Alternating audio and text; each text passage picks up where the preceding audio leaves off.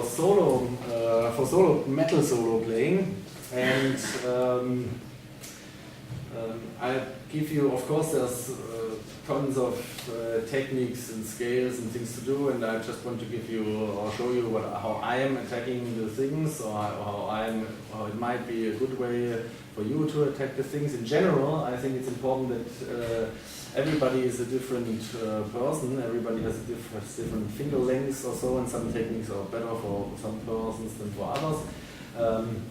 For me, you have to. I want to encourage you that it's kind of impossible to play everything, to be able to play everything very good. And I think it's very important that you look what you can do, or what you have fun with doing, what you like to do, because those are the things that you will become, have the chance to become very good at. Of course, if you are a professional musician, you also have to be able to play some things that is not really your style and your technique, and you want to prepare yourself for that also. But in general, it's important that you do your own thing, and that you support what you are doing good, and instead of worrying about things too much that you are not so good at.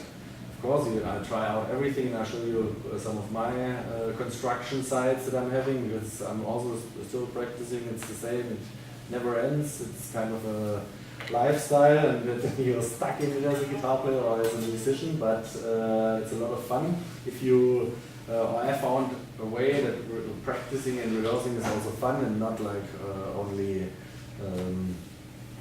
you sit down and it's like you're going to the gym, or you do something that I have to do it, but it's really not fun.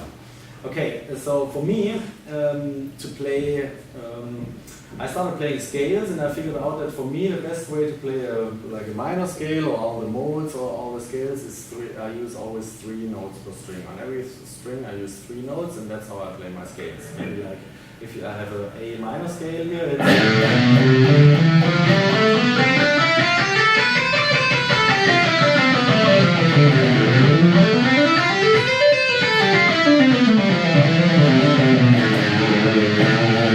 so on every string I have 3 notes, so that's I have the position first, ring and finger. So repeating it. Then you have to stretch a little bit for the next phrase.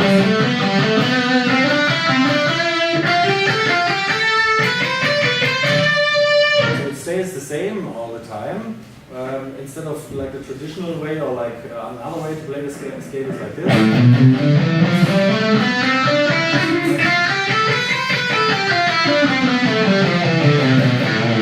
But in this case, you have on the D string, you have only 2 notes, and if you play some patterns, it messes up the pattern.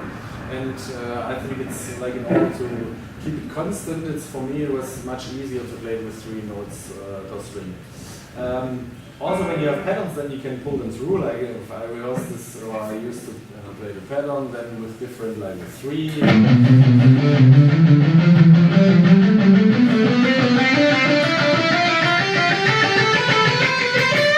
Maybe like this, or with 4.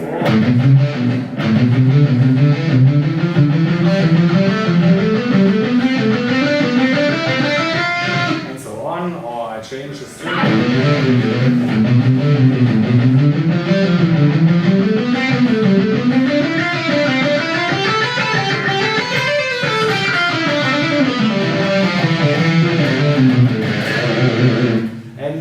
So I started playing everything with 3 notes per string. The next pattern will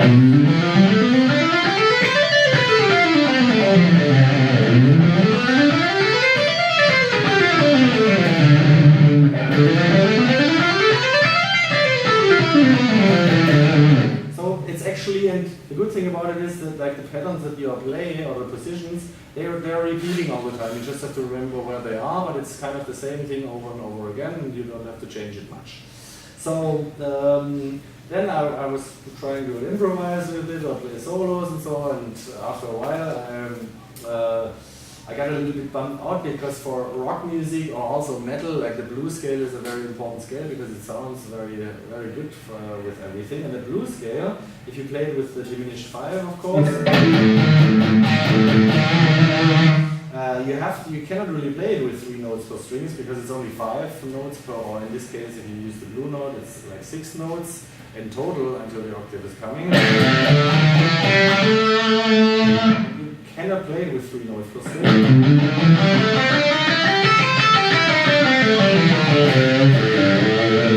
And now I spent so many hours learning my scales, learning my patterns and everything, and it's really frustrating that I cannot use them there. So I started to think, okay, how can maybe I can play it with 3 notes per strings, and I tried it out, and it's possible, it turned out it's possible, but it goes like this.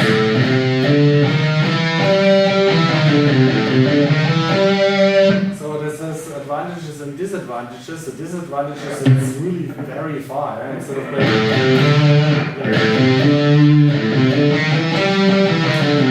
the advantage is that you can do 3 times the same thing.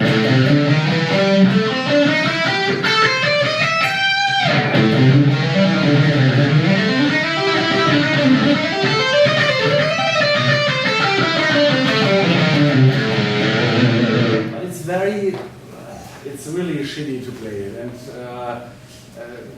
and I wanted to make music right away and not practice it for more hours. And there's another disadvantage, it's going up the fretboard like this, yeah? You know, so diagonal you end up here and you start here, and it's not cool somehow to play the licks back and forth. It's really impossible. And then I started to try it in another way, like because a lot of the metal songs also, or a lot of improvisation is going on E, like because you use the lowest string for your riffs, so your improvisation is there.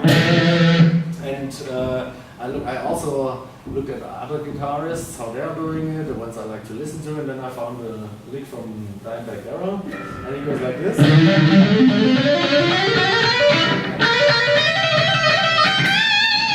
So it's always the same.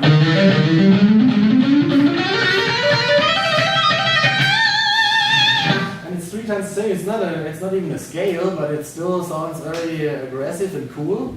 And then I thought, okay, let me try this to do the same with my blues scale. And then I started playing it like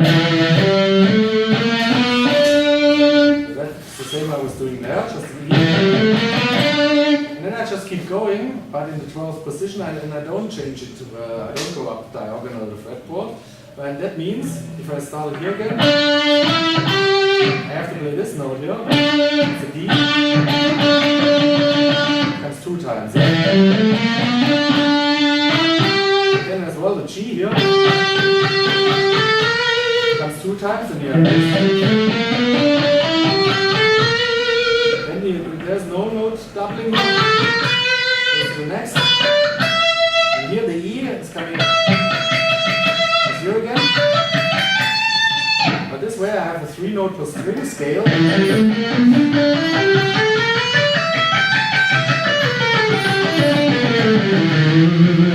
And it already sounds like a little bit like a pattern or something that I really try to mix it up a little bit, but I'm just playing it like all the way down. And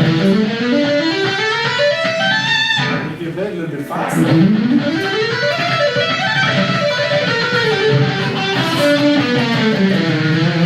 have a really cool scale. And then when you use like some patterns and changing the strings, you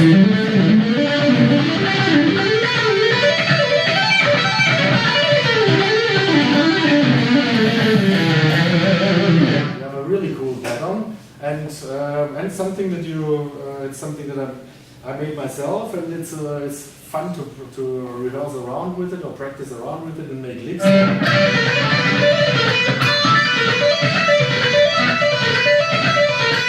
Normally you wouldn't play it.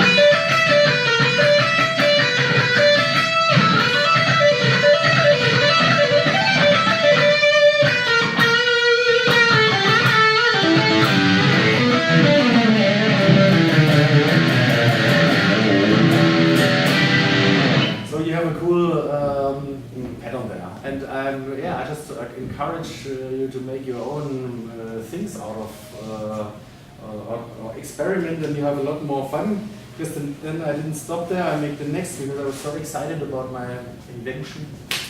I started making the next one, so I wanted to stay a little bit closer, but it's still kind of rough to play it, or it's not too bad, but it's rough. So I thought, okay, I can also do it in a translated, in a more condensed way, and that way I have to use the normal minor scale. Then I switch to the blues scale. And then I can just keep it going with these 3 fingers, 12, 13, 14. And here's the major 7 in there.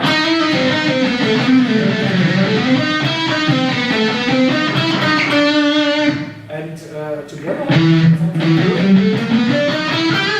here comes the blues scale again. And then here, it would be. But because I was a little bit too lazy and I liked the sound here of the big 6. This one.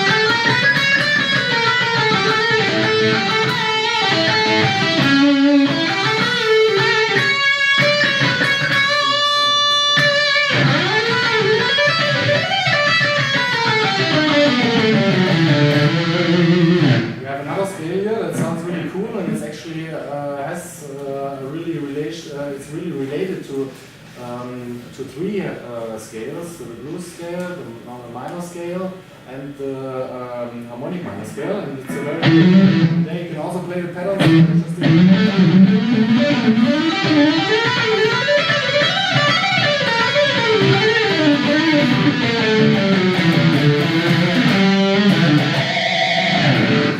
So that's another, I found another cool way to do things and to apply my 3 notes per string scales there. And then I also found out, and then when